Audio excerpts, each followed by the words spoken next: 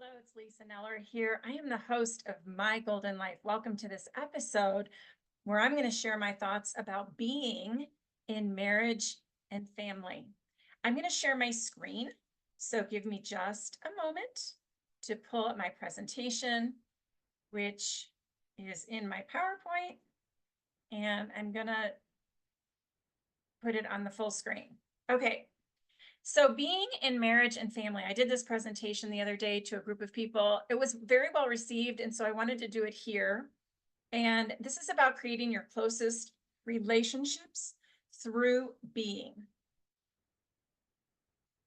And the purpose for me presenting this talk about being in marriage and family is to improve our overall thinking around marriage and family, to make it better, to even make it stellar, and to be an example of what is possible as a family.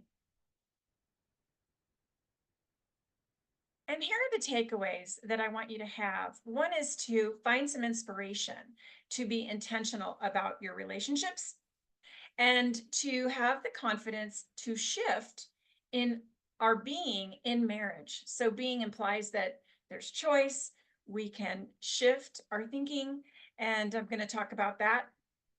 And then ideas for creating a solid, confident, tight-knit marriage and family. And who doesn't want that? So a little bit about me. I am a transformational life coach. I have a background in real estate, public relations, advertising, direct sales, and of course, marriage and parenting. I've been a yoga teacher for over 20 years, and I'm very mind, body, spirit focused. I've been married 30 years, and I'm going to share with you my marriage and family story. So I'm going to tell you how it all started with me and my husband. We went to the same elementary school, junior high school, and college. And that's kind of rare for couples when they go through life that way. And STB stands for spin the bottle. So my story is that, I should say our story is that my husband and I, we went to the same elementary school, but it wasn't until junior high school that we met playing spin the bottle. Yep, we were in that little circle spinning that bottle, and mine happened to land on him, and I had to go over and give him a kiss on the lips in the circle. It was a very awkward time. I had braces, and he and his friends were all kind of smokers, and it was just a very weird little party. And of course, my girlfriend's parents weren't home, so we shouldn't have been there in the first place. But that's how we met, and we always tell that story because it is kind of a fun, cute story to share. And then in high school, so this is about 3 or 4 years later, I applied for a job at Walgreens, and he had already been working there. He had a job as a stock boy at Walgreens, and he actually had a hand in getting me hired there. So we became friends for about 4 years. We were friends, and I was dating someone else at the time. And I even actually got engaged to someone else when I was 19. And I always thank God that I chose not to marry that person. And when I was 20 and my husband was 21, we actually started dating. So we dated for 8 years. So we had spin the bottle, we became friends for 4 years. Then we started dating. We dated for 8 years. And then in 1986, we got married, and 38 years later, here we are. We've been hanging around together for about 54 years, and it's still pretty good. And we also realized that we're very lucky that we found each other and that we get along really well. And I'm going to go over some things that, good ingredients for a marriage in just a minute. But we had 2 children together. We had our daughter, Lauren, who was born in April of 1990, April 16th, and our son, Michael, who was born the same date 3 years later. How cool is that? They've always enjoyed having the same birthday. It's been kind of a special thing.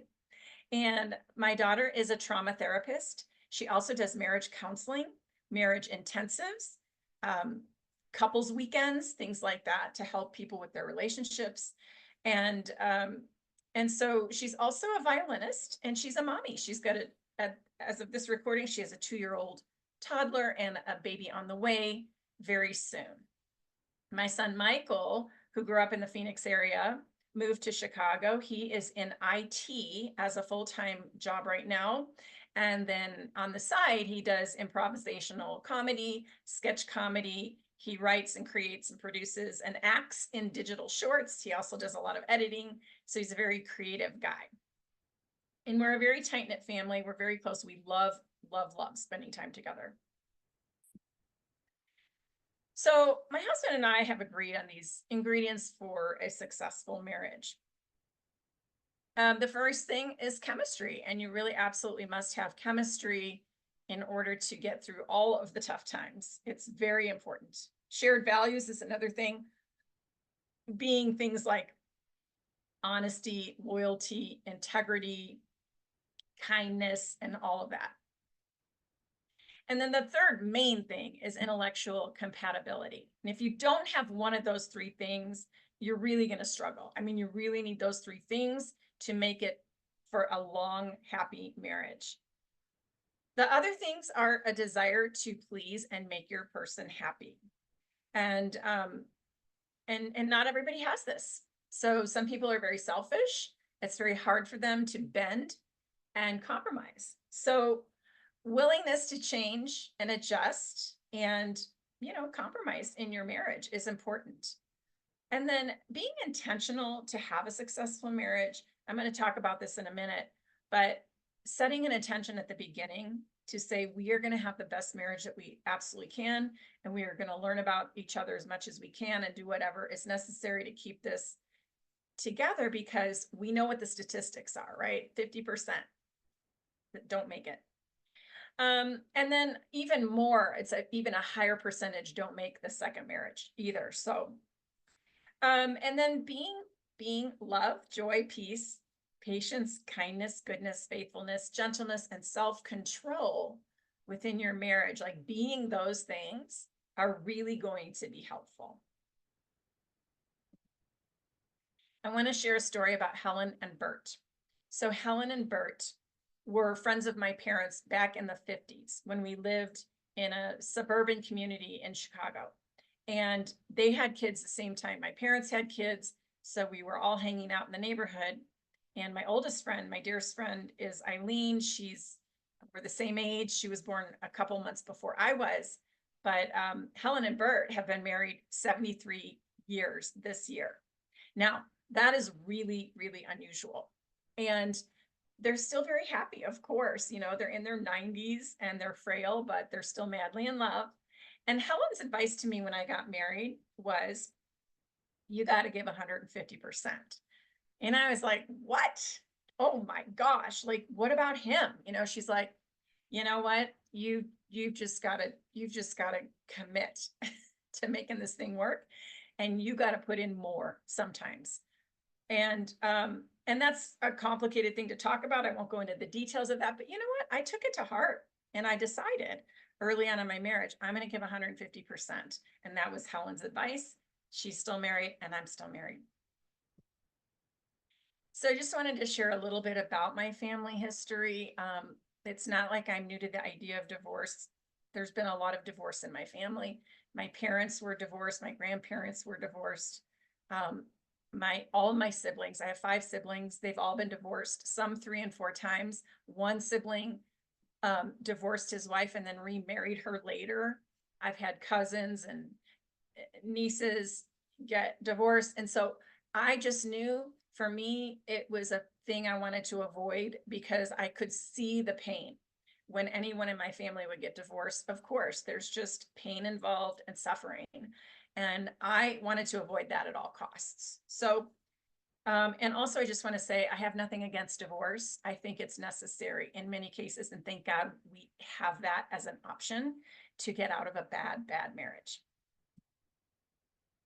Now I want to talk about being for a moment, being in marriage and being as a way to a position to come from. And I like to say, be the one who leads in the relationship. And what I mean by that is be the one who comes up with fresh ideas, be the one who, um, you know, has your finger on the pulse of your relationship all the time. And I'm going to remind you about that at the end, but also being creative in the relationship, being silly, being accepting, uh, being healing if needed. I mean, as a trauma therapist, my daughter talks about, how so many couples come together and they've brought together this tragic trauma, into their relationships from their past. And it's very difficult to heal. And you need professional help when you're in that kind of a situation. So if you feel like you need some healing, get that done. And of course, that will be a continuous process, but if it's needed, please do it. Being someone who knows yourself. So I really am a big believer in self-study and really getting to understand your personality, what makes you tick, what makes you mad, all those kinds of things. And then being someone who wants to understand your partner, like, what is it like to be him or her? And you can also ask yourself, what is it like to be me? And what do I want my partner to know about what it's like to be me? And then, of course, being generous with your love, being generous with your time, and being affectionate, and also being supportive. And then what does love look like? I first think it looks like self-love. Not everybody comes to the table with self-love and self-confidence. And so that is something to take a look at when you're in a relationship. How much do I care about myself? Because ultimately, you may come together as a couple and be like a unit, but you're still going to have individual personalities, preferences, and things like that. And you want to know yourself. You want to love yourself and protect yourself. And then protection is another thing that love looks like, not just for yourself, but for your married unit, for your partnership. And I'm going to talk about that too. Forgiveness, you've got to forgive and forget. And compromise, like I said earlier, we have to be willing to make some changes and compromise on certain things. Support, I mentioned that earlier. Respect, that's huge. Like if there's disrespect, it comes out in all kinds of ways, like contempt and things like that. So you want to check and see, do I respect my partner? Do I respect myself? And how can I respect my partner even more? And then, of course, love looks like kindness. Love looks like caring and communication. It looks like expressing your needs lovingly, I might say, and then listening with the intent to understand. Because once you understand, you can really maybe have more compassion. And then owning your own foibles. I will just tell you that early on in my marriage, I was pretty immature, even though I got married at 28. It was my first time. And I was having a fight with my husband and I threw the F-bomb at him. And let me tell you, he didn't talk to me for like a week. It was a long time. And finally, when we sat down to talk about it, he said, you know what? That's not something we're going to say to each other in this marriage. Like, that's not something that you say when you love somebody. It doesn't belong in a marriage. And so I didn't say it again for a very long time until last year. And then we had a big fight. And that was after 37 years of marriage. But I want to say that after 37 years of marriage, I wasn't too worried about it. I figured we would work that out, and we did. And it's sometimes difficult to have that caring communication, to have the talk when you're trying to recover from an argument. And oftentimes I'll write a letter. I'll write a letter because I know it's so uncomfortable for us to sit and talk about certain things, not so much for me, but for him. And when I write a letter, I can be really thoughtful about it. I can be really loving in the letter, and I can read it and reread it and make sure that it's loving, and I can get my points across. And he's much more likely to be able to absorb that. There have been times in our marriage when I've been nagging at him. And this is kind of something I see women do way more than men. Women just nag, nag, nag. And I am guilty of that. And my husband has pointed that out to me, and I have listened. Sometimes I agree and sometimes I don't agree. But for the most part, I can kind of tell when I'm being a little nag and I'm just pushing to do something that maybe I don't really need to do that. Also, I wrote down cabinets here um, because I used to, when I was angry early in my marriage, I used to slam cabinets. And I did that because my mother did it. She taught me how to do it. So she was modeling that behavior. If you're mad, you slam cabinets. But then I went to a yoga class and I learned that I could just pause, in the middle of an argument, or yeah, just take a breath and step away for a little bit and think about things. And then I realized I don't really need to slam cabinets anymore. Number one, it didn't do a thing. Like, it didn't change my husband's mind or his attitude or anything. A discussion would, but not a slamming, not a reactive sort of action. And then I mentioned the fight we had last year. That was Christmas of 23. We're all better, and our marriage is even way better than it was, if you can believe it. And that's what I mean about having a stellar marriage. Like, you can make it better even after a very long period of time. Now, this is what I mean by protection of the marriage and the relationship. So the marriage is the baby, right? It needs to be fed. It needs to be changed. And I mean changing together. It's never going to stay the same, and you might as well embrace change, right? It needs to be nurtured. You got to spend time together. You have to invest time, invest your emotional intelligence, your emotional being into the marriage. It needs protection and it needs growth. And we need, like I said earlier, we need to have our fingers on the pulse of our relationships always. Always asking ourselves, is this healthy? Are things going well? Do I feel a sense of, I don't know, dissatisfaction or from me or my partner, that kind of thing. So the more you do that and you're aware of what's going on, the better chances you'll have of making it healthy. Now, I just want to talk a little bit about being in family and parenting, and this has to do with having children and raising children. And so being intentional in your marriage is one thing, but also being intentional with your children is another thing. And this is something that I definitely did when I was younger. I wanted to be the parent with the intention of being friends as adults. So I was a parent who was very loving, and my discipline was loving, and I wasn't trying to be their friend while they were growing up, but I wanted to I wanted to create good kids who would love me back, basically. And so being present is a big part of that. Being together as a unit, spending uninterrupted time together. And for us, that meant we had dinners together every night. Like, there wasn't a night practically ever that we didn't have a dinner together. And we talked about things, interesting things.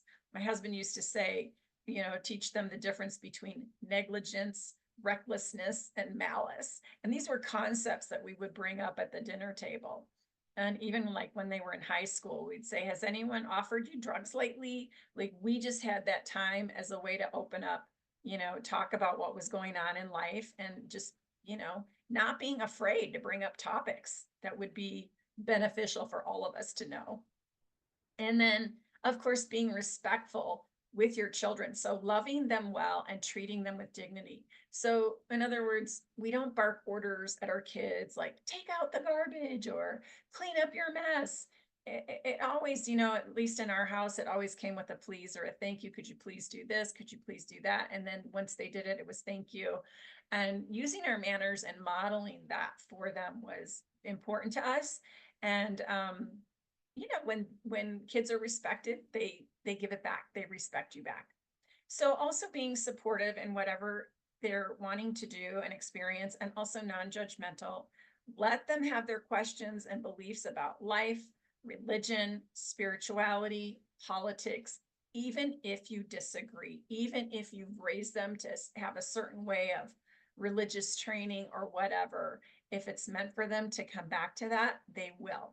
And so you've got to let them have their growth period, particularly when they go off to college. That's when they're going to get new ideas and learn new things, and they may not be in agreement with you anymore. Be prepared for that. And then being open-minded too. So let your kids form their own philosophy and let them be critical and independent thinkers, because that's how they are going to be most successful in life. And then you still get to be friends. And I love that about our family. So some final thoughts about this. There's always more. Be curious, seek solutions and ideas, and be creative. As loving as we think we are, there is another level. Be even more loving. Happiness is an inside job. So work on being happy. Don't ever count on someone else to make you happy. Sure, your partner, your spouse is going to add to your happiness, but like you need to work on just being a happy person, regardless of where your spouse is at or your partner's at. And then accept what is, knowing that we cannot change others, only ourselves. You want to stay in reality and be in reality. And I do want you to be blessed. I want your family, your marriage to be blessed. And blessings are a good thing. Blessings are always positive. And then if you need support, I wanted to offer this as a life coach. Here's how I help in the following ways with regard to relationships. So I could do premarital coaching to help you understand the expectations of marriage and what that entails and looks like, or what it might look like. Marriage coaching to make your good marriage even better. Marriage and relationship coaching to improve a struggling couple's relationship. Pre-divorce coaching to help in decision making. I mean, you might be thinking about you're not happy, you haven't been happy for a long time, you don't see it working out for the better, but you might still have some hope. And I can help you in formulating your decisions about what is next for you. And then divorce coaching, of course, to help make the transition smoother if you are going through a divorce. How can we make that go smoother? And then there's post-divorce coaching to help build confidence and create a new life. And here's how you can connect with me. You can book a free consult with me at calendly.com/Lisa Neller Coaching. And then you can find me on all the social media channels. If you request my friendship on Facebook, please send me a message with that friend request. And there I am on LinkedIn, Instagram, X, formerly known as Twitter. And then I have a YouTube channel at My Golden Life 1, the number 1. Thanks so much for watching. I'm going to stop sharing my computer now, and I'm going to wrap it up. So I appreciate you being my guest today. Listening to My Golden Life podcast. Please share it if you got any value out of this. And again, thanks for watching, and I'll see you next time.